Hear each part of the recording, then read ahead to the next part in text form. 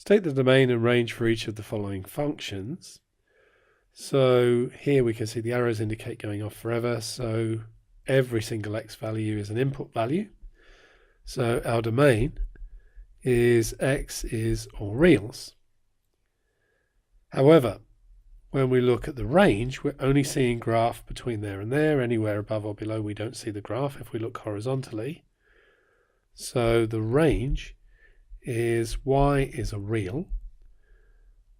Y is strictly between -1 and 1. And we know this graph. This is the graph of sine x. So we do know that one. Now, this is actually just part of that sine x graph between -π/2 and π/2. This is a really important one because, as we'll see later, this is a 1-to-1 function, and that's how we get the inverse sine function on your calculator, but we'll come to that a bit later on. So here we can see that the domain is real values, but only those real values between -π/2 and π/2. The range is the same as it is for the full graph.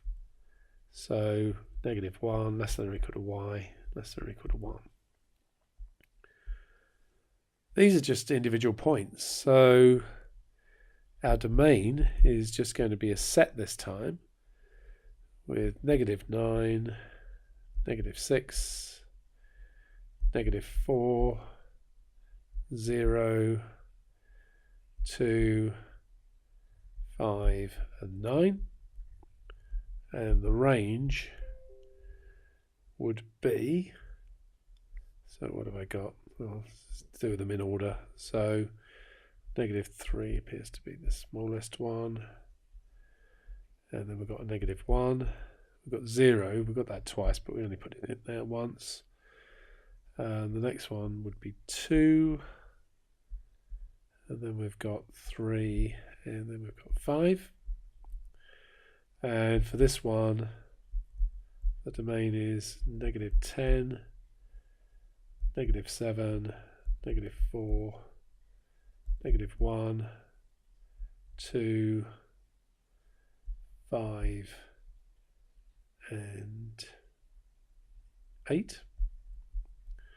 And the range is the set, which is, that's -1, 2, 3, -3, -1, 1, 3, 5, 7, and 9.